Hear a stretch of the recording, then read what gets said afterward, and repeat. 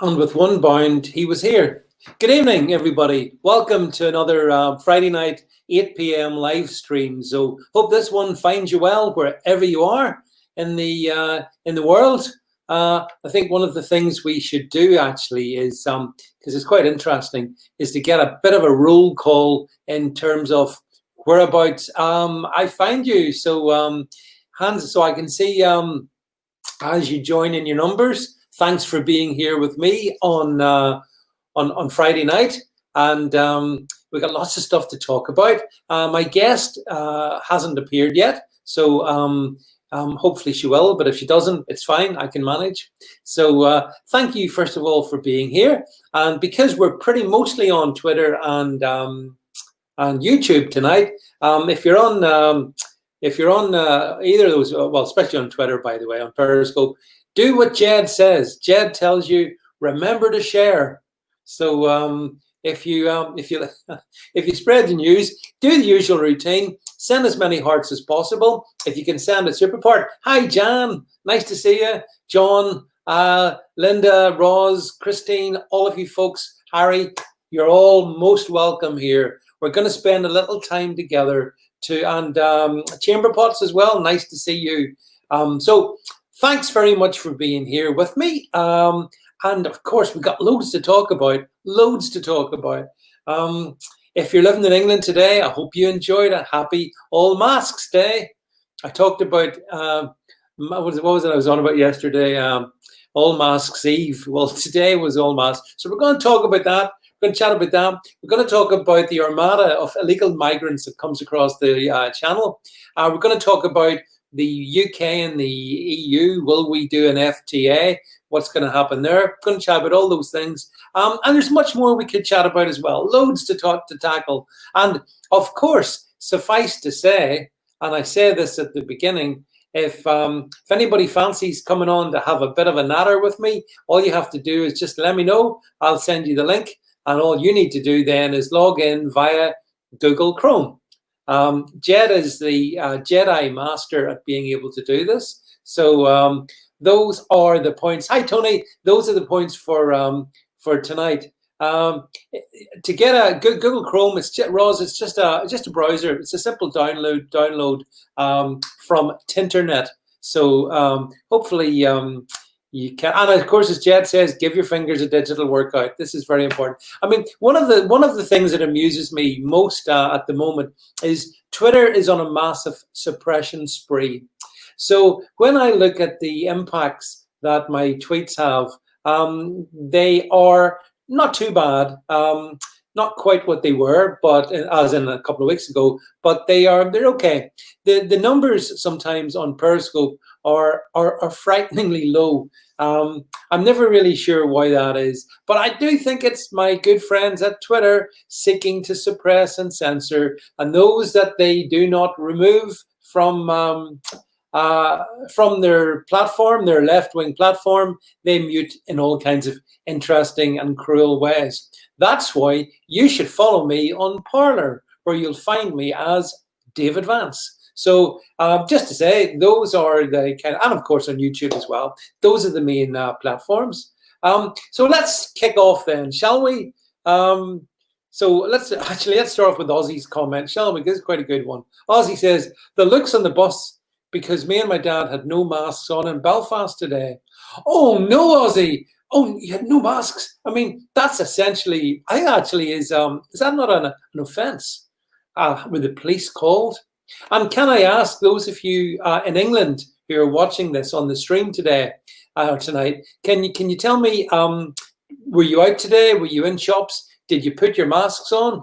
What? Tell me what occurred, because just as you're responding, I can tell you that the mask wearing becomes highly recommended from the 1st of August for me, and then by the 20th of August, if enough of us sheep haven't responded and masked up, it could become compulsory. Oh, my heart bleeds. Hi, Stephen. Nice to see you, my friend from previous political days. Good to see all you folks here in the stream.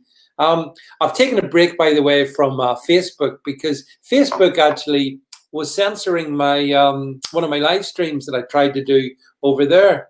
Here's interesting. Been to Tesco twice today in Notts Town Centre. We didn't wear masks. Well done, you.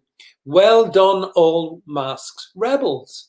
Now, of course, you know, one of the things that we have to do when we're on these periscopes is, I'm always aware of the fact that there's always people out there desperate to try and take us down, try and stop the conversation. But of course, whilst it is compulsory, there are also recommendations. I'm not actually sure on the law of the matter. This is regards mask wearing, but there is an exception, for example, of people who, for people who would suffer from great distress if they wore a mask. Well, I'd suffer from great distress from wearing a mask, just as I suffer from great distress when I see people in masks. So I mean, Linda says, I haven't been out since the end of Feb, but no mask for me.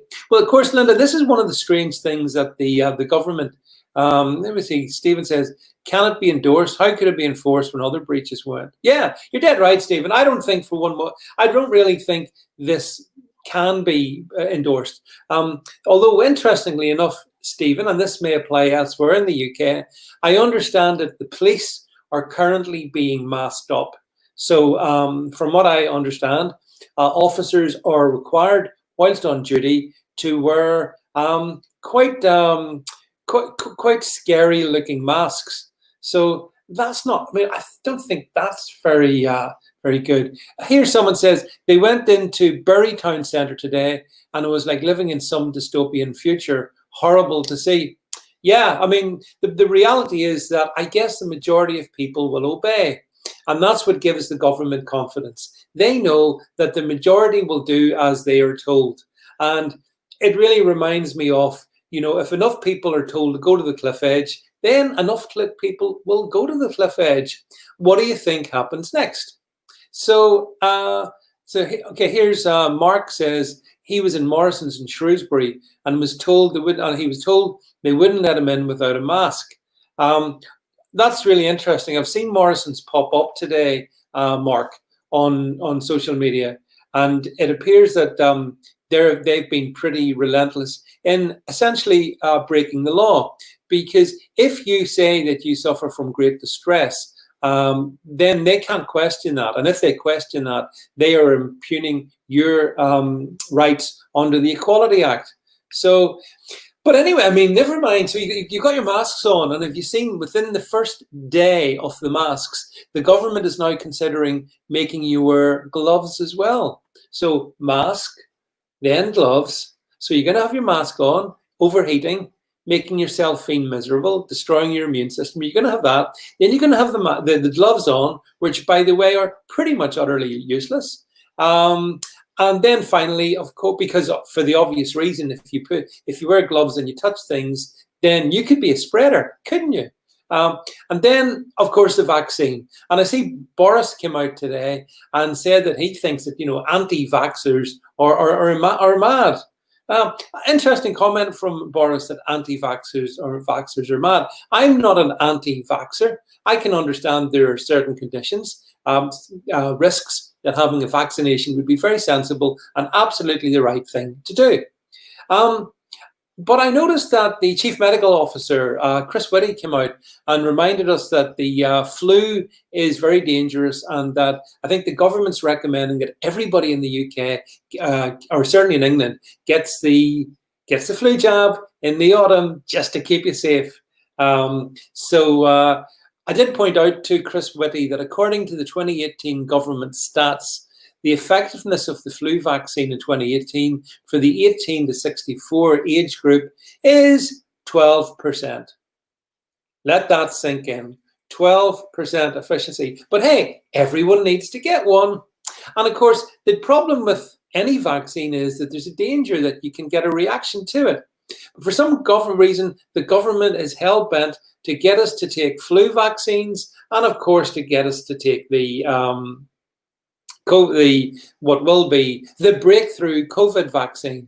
So can I ask, I mean, just for clarity, but I'm sure you know this from me, I won't be taking their lousy vaccines. No way. I will take vaccines if they have had a. Okay, sorry. Just to go, I wanted to a couple of comments before I get back to me. Let's talk about you. Little Miss says my mum had the flu jab over 4 years ago, and she had the worst case of flu she's ever had in her life. Yeah, well, this is you see this is the reality of it. That the flu jab, it's 12% efficient. Well, that suggests it's 88% inefficient. So if I said to you, I'm going to give you something, but there's an 88% chance it won't work for you, would you take it? I sure as hell wouldn't.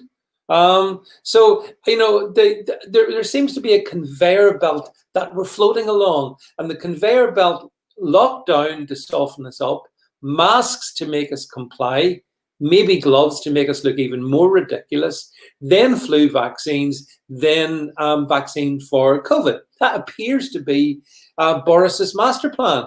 And the one question, here Ozzy says, here's an interesting comment. One state governor in the States has recommended face masks be worn in your own home.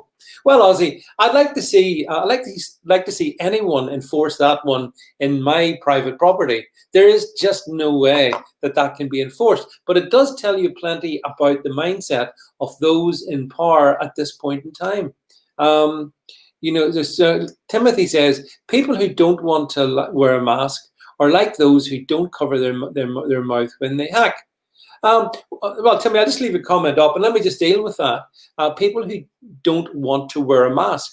Timothy, let me explain to you something very simple. If you haven't got COVID, there's no obvious medical reason why you would wear a mask. And if you have got something that you think might be COVID, you shouldn't be going out. So there's no logic in what you say. I'm afraid I'm rather with MPG here, who suggests it's more like grooming the population. Cheers. Also, Jed makes the equally important point that masks don't work. Well, they don't work in anything like, Jed, the degree that the government says. And actually, to a large degree, I think even the politicians have abandoned the pretense that there's a scientific validation for wearing these masks, because there's no scientific validation for it, or certainly no unified validation for such. So, I think that the line that they use, and which my friend Rebecca Butler used on Monday night of this week past, was, but it could give confidence in terms of people coming out to shop. But then, did you see also the government released a report today, or there's a report today saying that high street sales are pretty much back to what they were pre-lockdown? Well, guess what? If retail sales are back to what they were, why do you need this confidence? Who is this confidence for? I don't actually believe that. I think from what I can see that, yes, there may be certain parts of retail, of the high street, that are doing okay, but I think there's also other parts that are suffering egregiously. So I don't really, I'm with Jeff in this one here, actually. Jeff says this is just a power grab. I tend to agree with you, Jeff, and it's probably the biggest power grab and the most synchronized power grab I've seen in my lifetime. And Roz is right, by the way, Roz. I agree with you as well. This is all about shutting the stable door after the horse has bolted, gone across the field, gone across several counties, and now you're shutting the stable door. If there was a time to wear masks, that time was back arguably in early March, maybe for a week, for 2 weeks. Max, and that would have been the end of it. No lockdown, just wear masks. Stop the But we're finding at the moment, I looked at some stats, statistics, mortality stats here for Northern Ireland, where I live, and the average deaths from COVID over the past, the past 6 weeks, let's say, varies between 0 and 1 per day. 0 to 1 per day. Now, listen, there's people dying.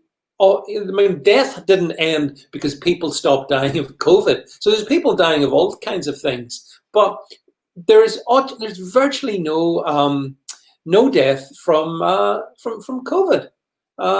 So I'm sure, like me, many of you will wonder, why are we being forced to mask up when the very virus that we're supposed to be so scared of has essentially all but disappeared from the UK?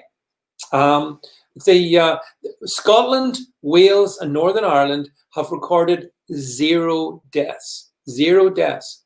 And also, when they talk about, when the media, whenever the scum media talks about, oh, but there's new cases, how many of those cases relate to today, or how many of those cases relate to weeks and potentially even months gone by and are which are now reported? And when they talk about outbreaks, apparently more than 2 equals an outbreak. This is amazing stuff. Tony, again, good point, Tony. Clapping for the NHS, lockdown, wearing masks. It's all about government exerting control over the masses.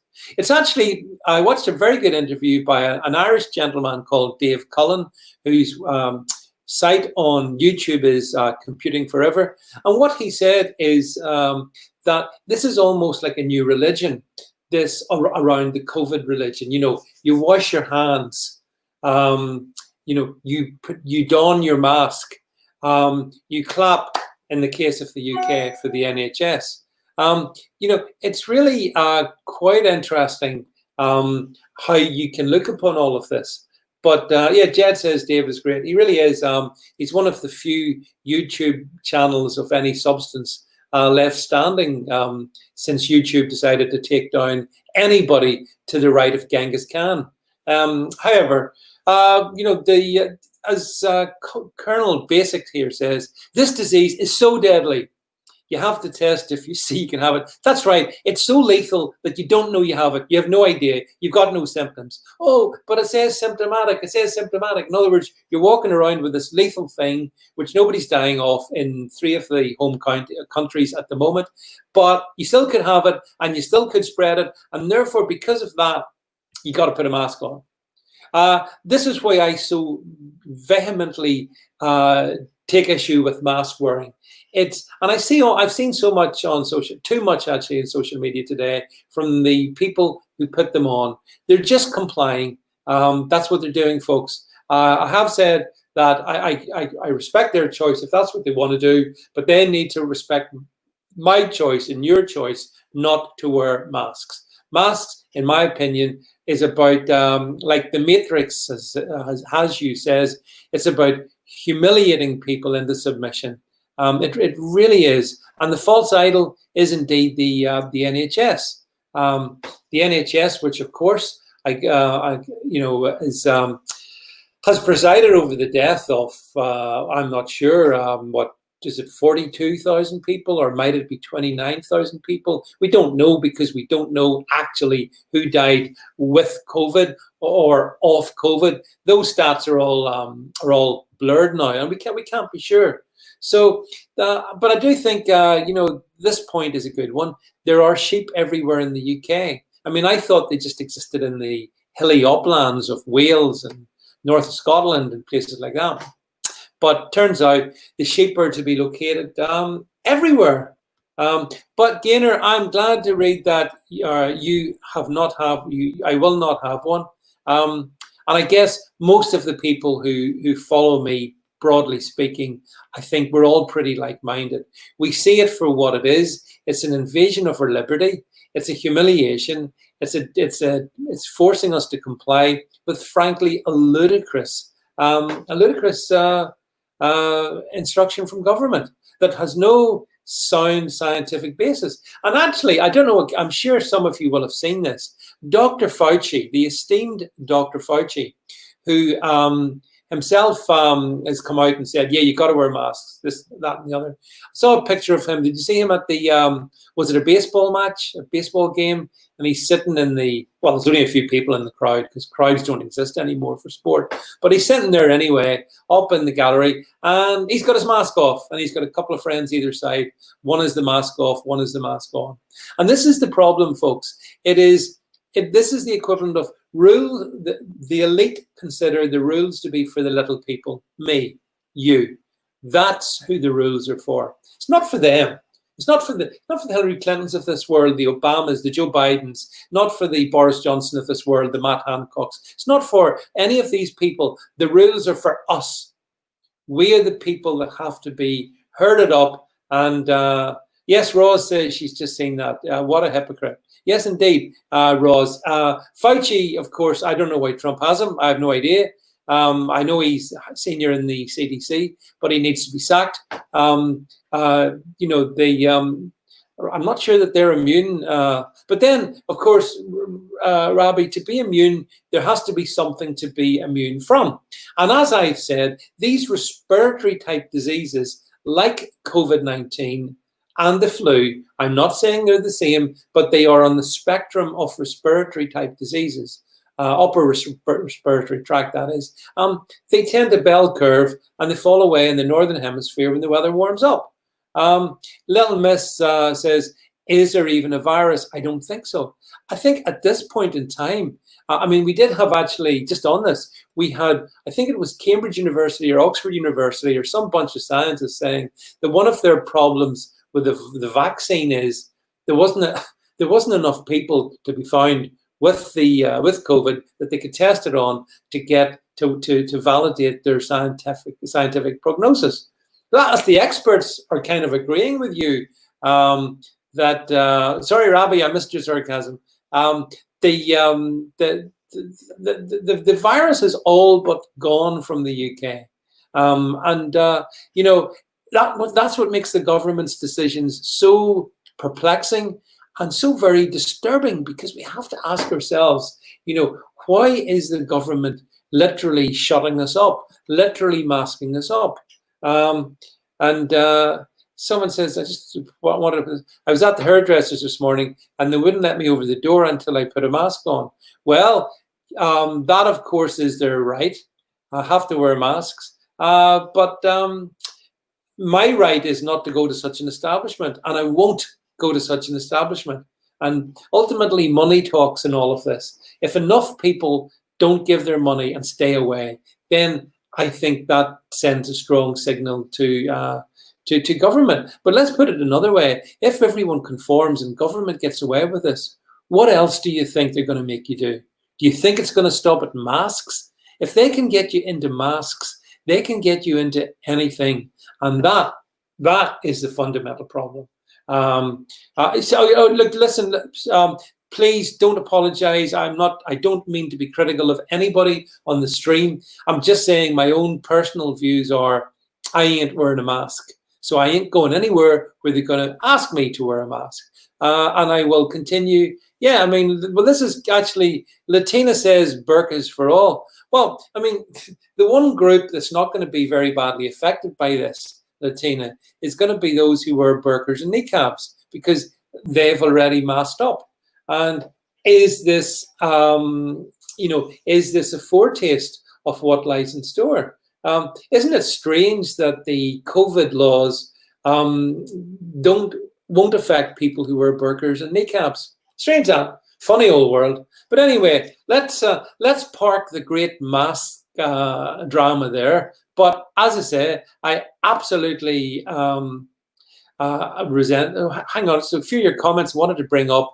Rob says, I went to Asda today, didn't wear a mask, but many did. Yes, Rob, this is, I've got a lot of this feedback today. People have been in different supermarkets, and most of those in the supermarkets in England have had masks on. Yeah, I understand that. Yeah. It's such a shame, because again, little miss, you're asking some great questions tonight. Does the burqa allow viral particles through? Of course it does. Absolutely. And does the little cloth masks and do the other masks that people are wearing let the virus through? Absolutely. Absolutely and completely. I think the transmission through the cloth masks is about 98%, something like that. So if you've got COVID, folks, if you think you've got COVID, the best thing to do is stay at home until the symptoms pass. The symptoms will pass most likely in a short period of time, unless you're very unfortunate. Lady Liz says, hi, hope I'm well. Yes, I'm very well, and I hope you're well too. Thanks very much for coming on the stream this evening. So moving on then, that's enough of the masks. The only mask I'd considered wearing was, you know, the Darth Vader mask. I'd considered wearing that one because Darth Vader is about the only person I know, or fictional character I know, who's got the same initials as me. That's the only reason I would wear a Darth Vader mask. But anyway, that ain't going to happen anytime soon. So I wanted to move on to the next topic, which I had intended to talk with Catherine, but she hasn't turned up. And that is the illegal armada that's been crossing the English Channel from France right the way through this entire lockdown. You must have seen the endless videos of them landing, being brought in by the Coast Guard, being escorted to a nice warm detention centre where they're given warm food, nice, presumably they're fed, they're watered, they're given free accommodation, and then they get to stay pretty much indefinitely in the UK. And like, you know, during the lockdown itself, those months of COVID, while all of us were sitting at home, the one group that was on the move were the illegal immigrants coming across the channel. And I don't know about you, but you got to ask again, how does this happen? Now, I have discussed this on the scope with Rebecca Butler, and there is one reality, and that is that basically the way the law is set up, the only way to stop it, it's very difficult. The only way we can safely make sure that nobody gets here is to stop them getting here. It's real simple. We need to make sure that no boat ever touches British soil. Once those boats land, that's it. Those people become our problem, and we're not getting rid of them. And that's a reality. Now, Priti Patel has proven to be such a big disappointment in so many ways. I mean, we'll not talk about her diversity and equality agenda that she announced the other day. Let's not talk about that. But like, as Oban 1 says, escorted from the entry point to our waters after being escorted by the French. Yeah, well, what needs to happen is that they need the boats that they come in, because, you know, they're not swimming across the English Channel. And the English Channel is a very busy piece of water. I mean, I'm not a sailor, so I haven't sailed it, but it is, I think it's fair to understand, it's one of the busiest strips of water in the world. And yet they seem to get through relatively easy. The reality is that we need a robust military-style approach to stopping the landing craft getting to our beaches. And if they get to our beaches, then anyone on this stream or anyone else thinks that there's any chance of them being turned around and, you know, the boats being pushed back out, ain't going to happen. Once they're here for good. They're here to sponge off your taxes. They're here to use your public services. They're here ad infinitum. That's a reality. And Altfax makes a very good point that if it hadn't been for the likes of Nigel Farage, I'll just bring his comment up. If Nigel Farage hadn't flagged this up, where would we be? Well, Nigel has done a very good job in showing the absolute porous nature of our borders. But here's the thing, Altfax. Someone says, this guy is Irish. Irish people immigrated by the boatload. Yes, but they didn't illegally immigrate by the boatload. You do get that, don't you? They were processed lawfully, particularly in the United States. People just didn't turn up and get in. That's the fundamental difference. Oh, and by the way, I'm not Irish, I'm British. So, you know, close, but no cigar for that one.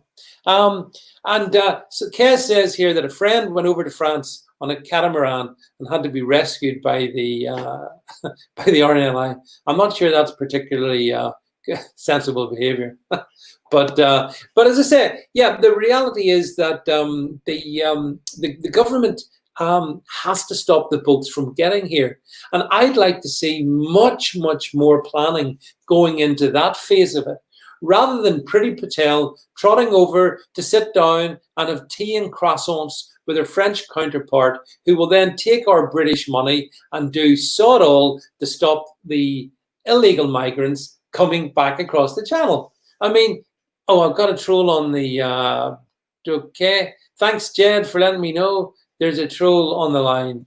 Okay, so let's, this is how we do it, folks. This is how we, I need to show you live action, right? Live action. How to, let's see if we can sort out a troll on the channel. So just going to take a second or two to do that, because nobody likes trolls. I don't know why the trolls come here, actually. All right. And with that, the troll was gone. Bye-bye, troll. Missing you already. Anyway, folks, sorry about that, but it is quite easy to destroy trolls. I'm happy for people to come on and challenge me and all of that there, but trolls have no place on any of my live streams. Please respect the nature of the live stream. This is for adults who want to have a sensible, reasonable conversation. And if you can't put up with that, honestly, as Kez says, back onto your bridge, troll, and rightly so. But yeah, going back to what I was saying, so that's how we have to deal with this one. You know, the hordes will continue to come in here unless we physically stop them landing. And I don't get an awful lot of, and I see Jeff says, we need a law saying if you enter illegally, you will not be granted asylum.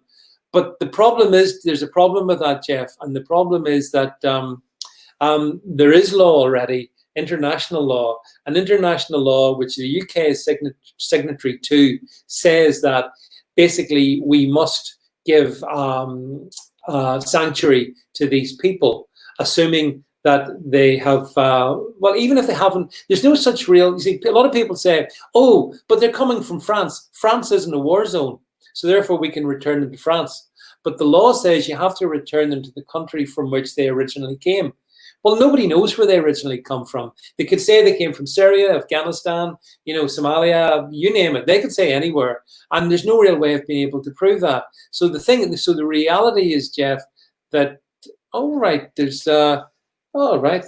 So we've now got, oh my goodness. We've got a hand block. Hey, hang about that. GDM rocks again. Another troll. 2 trolls tonight. Wonder when the troll come back for a 3rd time. Hey, troll, why not try your luck? See if you can come back for a 3rd time. See if he came back, a little miss. I'm very impressed he came back, actually. Let's see if he comes back a 3rd time. It would be quite novel to have to swat the same troll 3 consecutive times. Jack, you're right. I actually do need mods. In fact, actually, it would be something that if anybody wants to get in contact with me and help the moderation of this stream, that would be really helpful. Jeff says, no, they must claim asylum in the first safe country you enter. That's the law.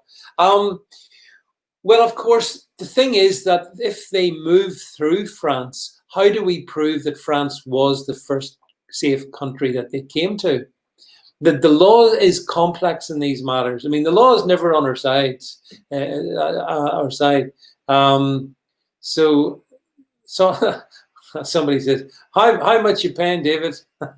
I ain't paying anything. But if you want it, hi Sylvia, nice to see you on the stream. But if someone wants to help moderate some of this stuff, so that you can get rid of trolls for me, that would be really good. I'd appreciate that one there. Someone says, Stephen says, Good Friday Agreement said you can be Irish and British in Northern Ireland. We voted. Yes, it did. I voted against it, by the way. Hands up. But yeah, that's my respect. I respect other people's.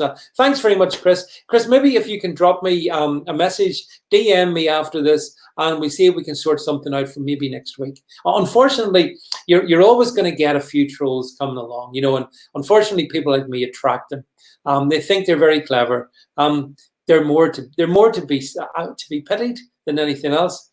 But someone says I'll do it for a packet of Haribo once a week. Anyway, so the armada has to stop. We really got to get a grip on the borders of this country. We do have to get a grip on who comes here. Jeff, I'm very sympathetic on what you say. Just actually see, All Facts has brought up I'm sure you may be seeing this story, folks. Just before we came on air, just around tea time, it was announced that the three travellers responsible for the death of PC Harper were acquitted on the murder charge, and I think they were convicted of manslaughter. I don't know what sentence they have been given, and I probably want to wait to see what the sentence is before I say too much. But the one thing I would say is, did you see their smirking faces? Did they look like people who were genuinely sorry for costing a police officer his life? Now, let's be clear in this one. Although I am critical of the police, very critical of the police, in certain for some of the things that they do, and certainly the leadership of the police. At the end of the day, the police do a tough job, and they, in this sad case, lose their lives doing their jobs. So I do think that when a police officer loses his life in this way, we need to send a very clear message to whomever does these things that there's a serious price to be paid. So I do hope. Sorry you're struggling to hear me, Sylvia, but I think my sound is good. Turn up the sound at your end, because I can't be any louder than this. Can I just check whether is my sound levels okay with everyone else, just so we can help Sylvia here. Just want to make, so sometimes, when you're doing live streams like this, yeah, I think it's your end, Sylvia. So I don't want to be shouting at you, but anyway, so that's what we need to do. We need to stop the illegal migrants in the water. We need to be robust and make sure they don't land on our beaches. It's no longer a question of fighting them on the beaches. We have to stop them getting onto our beaches. And that's that. So then another one that I was, moving on swiftly, conscious of time here, folks. It's a horrible night outside, but I'm determined to get out for a walk when this is all done. So I'm going to be sharp at 9 o'clock. I'm gone. I wanted to know, what do you think of the? I'm just laughing at some of your comments. I always appreciate your comments, by the way. Rattling good sense, loud and proud. Thanks very much. I wanted to talk about the whole Brexit thing, because with COVID and all the malarkey around it, we've kind of not talked that much about Brexit over the last 4 or 5 months. But of course, Brexit's still very much an issue, and we're pretty much reaching end game in terms of the free trade deal or not with the European Union.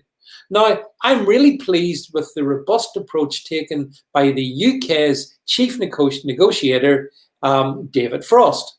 No, not the guy from the 1960s. David Frost, the guy that Boris made a very good appointment and put him in the lead role for negotiating with Michel Barnier. And what's really interesting is it seems to be that, as usual, the EU are trying to run it right up to the wire. They seem to be insisting that there must be a level playing field. No, we didn't vote for a level playing field. We voted to get out. We'll decide what our rules are going to be, and they won't be the European Union rules. And we also voted to make sure that we took back control of our fishing ground. And these seem to be some of the real areas of conflict between the EU and the UK. EU basically saying, no, we want to get your fish, and we want to make sure that you play to or conform to our rules. So I think that this is getting really interesting now, because from a business point of view, we're reaching a point certainly by September where if there's not going to be a deal, then we have to accept that there's not going to be a deal, and we just we just move on. Now, the EU has much more to lose than the UK, and it always has done in this negotiation. The EU sells much more to the UK than the UK sells to the EU. It's common sense. So it's in their interest to seek a deal. Now, Stephen comes up again. Interesting point, Stephen. I'll put your point up. 80% of fish landed in the UK is exported to the EU anyway. That may be. But Stephen, you're missing the fundamental point. They're British waters, British territorial waters. Taking back control means we take back control of our waters, and then we might decide to let the EU fish ABC percentage of them. I don't care. That'll be a British decision. What I do think is, by the way, that I think the British fishing industry has been decimated by the European Union. I'm not sure, again, wherever you live in the UK, but in my part of the UK, I mean, the main sort of fishing fleet going out of places like a place called Kilkeel, for example, is almost entirely gone. And if there's one job that's a tough job, it's being a fisherman, going out to sea in all kinds of weather, risking your life. I think fishing. I have the utmost respect for those who go to sea in the fishing boats. There's some very sad stories about these many of them small, like family concerns, family fishing vessels, and they have a hard life, and the European Union has made it so much harder. Jeff makes the point, and I'll put it up. Jeff says there's only one deal the EU will accept, and that's their deal. Well, if that's the case, then WTO it is. Let's cope with WTO. Will have significant impacts on different sections of industry in the UK. I'm well aware of what some of the tariffs that would apply could be significant. But then by the same token, the UK and the EU could agree on a WTO on a World Trade WTO terms and zero tariff if they wanted.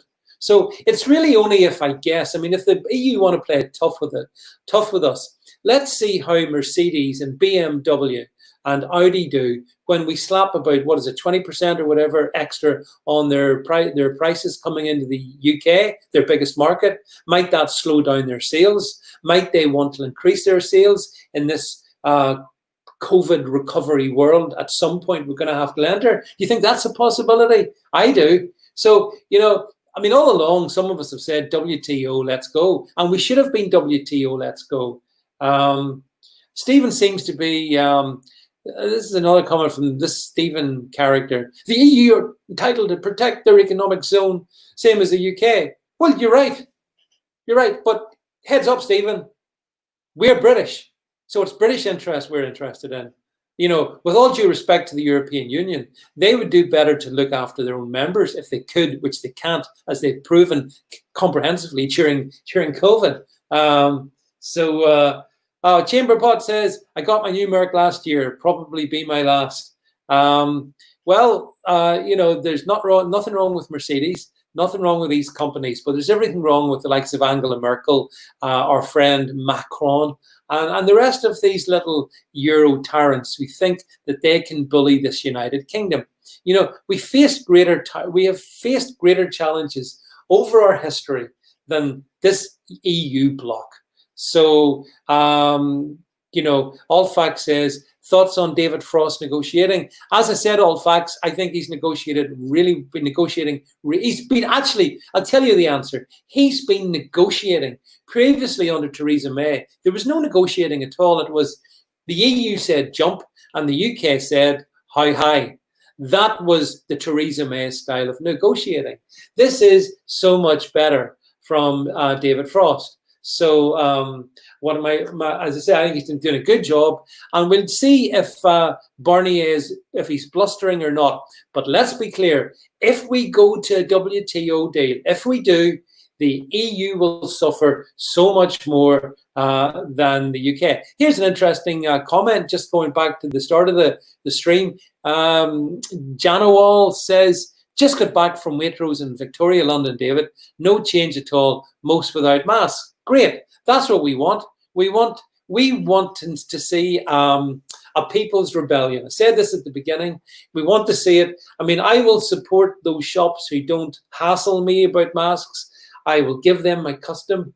So just like any shop who dares in any way question me, I will deny them my custom. And every one of you can do that as well in different ways. You can buy online. You can boycott certain stores if you want to. Again, interesting. Take a few questions here. Another question thrown my way. What do you think on Labour's ghastly Nadia Whitcomb saying we must not fetishize debate? Well, I mean, what do you say about her? I'd only get into trouble if I said what I thought about her. I think a little Corbynista parachuted into that constituency. She's made a name for. I think she's the youngest member of the House of Commons, and she's proof that in this case, being youthful. Well, age brings wisdom, and she's not really demonstrated that she's got much wisdom. So maybe if she grows a little bit older, she'll get a little bit more sensible. But it is, of course, one of the things about debate, actually, to put it on a serious platform, is this. I believe in debate. I believe in people putting different views, left, right, center, whatever, it doesn't matter. And then you interrogate those ideas and the best arguments prevail. And in a civilized world, that's what you do. But if you don't allow debate, then what is your recourse to having your way? Well, the answer is simple. Violence. Violence is the alternative to debate. I abhor violence. I do not seek anyone to be violent in any way to another person. But if you turn around to people and say, not interested in your arguments, shut up and do what I say, then I'm afraid that sounds a little bit like Marxism, and we're not a Marxist. Again, Stockport Andy said, went into my local shop this evening, no face muzzles, no problem. So it looks an interesting picture emerging around the UK on this stream. We've got lots of people who have gone into stores and found that there's very few face muzzles, if any. And actually, a muzzle is quite a good word to use it. This face covering. Oh, it's so nice, isn't it? So nice, so soft. Have you got your and the other thing? One other thing on this, actually, just to say as well, just while I'm at it. So hang on, just more comments. Most are wearing them in Sainsbury's. Don't know why, because Sainsbury's have said they won't enforce it. So people can ultimately make their own decisions. Somebody says, Joshua says, what's your view on Scottish independence? Well, my view, Joshua, is I respect the wishes of the Scottish people who back in 2014 said, no thanks. And I continue to support those Scottish people, the majority in Scotland, as opposed to the lunatic SNP fringe led by Comrade Nicola Sturgeon. Again, questions. 4 names for your dinner party from hell. Who would be my dinner party from hell? Let's see. Diane Abbott, David Lammy, Jeremy Corbyn. Who else would be appalling? Truly appalling. I'm trying to think of someone who's like beyond. Let's say little Owen Jones. Those seem. That would be a dinner party located in the very bottom of hell. But I wouldn't. I would bail out from it. Jeff makes a good point here. I feel sorry for the children being frightened with this hoax. Did you see that the government has made exceptions for face masks for kids? I think 13 and over. I think if Ellen says Joe Biden, yes, Well, the thing about Joe Biden, Ellen, if you did of him, he probably wouldn't remember that he was at your dinner party, so that mightn't be too bad. He probably wouldn't know who he was. On a bad day, poor Joe, he struggles with his memory, doesn't he? But hey, he's still the best candidate the Democrats have got. Put in Joe. Joe is what's his here? We got another lunatic back here. And we got a take off the what's he came back for the third time. The lunatic is returned. Did you say that? Hi Pam, by the way, nice to see you on the stream. I think we talked briefly when I was trying to do a stream the other night and it wasn't working properly for me. Jeff says that no, it's back to the kids. Yes, I seen that in the States actually. Back to Pam, I seen some airline in the States saying that they're going to require anybody from age 2 and above who's going to fly to wear a mask. And I'm thinking to myself, well, that's an airline that's going to go out of business because there's just no way you're going to be able to get a 2-year-old kid to put a mask on and to keep a mask on, and it's cruel. Imagine being a little 2-year-old babe basically and having a mask on. I mean, this is cruel. This is really, really bad stuff. From that particular American airline, can't remember their name, Pam, but maybe you'll be able to. I think I tweeted about it, so you may have seen it. Terrible. Oh, hello, PS Gamer, who keeps saying hello to me. Thank you very much for being here. But I mean, the way I see it anyway, the international travel is just not going to happen this year. And it may not happen again. I mean, Greta Thunberg's got her way. Oh, hello, your PS Gamer says, I'm from Newry. Well, guess what? Guess where I was born? That's right, Newry. I was born a long time ago, many years ago, in Daisy Hill Hospital in Newry. So if you're from Newry, you'll know where that is. But yeah, I think the prospect of having little kids in masks is absolutely appalling, and it's cruel. And I don't agree with it. I don't agree anyone should be in a mask unless by choice. But I don't believe that having a small child in a mask is a good thing. And I actually wonder about when we get to the autumn and the schools eventually go back. I think the schools in Northern Ireland are, someone says Newry, County Down, I think, or is it County Armagh? Anyway, I was born in Daisy Hill Hospital. Check the records. They've put a blue plaque up, in the birthing suite in Daisy Hill Hospital where I was born. Not really, but you know what I'm saying. So isn't Newry a strong Republican area? It is. It wasn't so much in my day. Things change. Time moves on. And indeed, time's moving on here in the stream as well. So look, I think I'm about done for tonight. It's been good to chat with you folks, actually, just one-on-one like this.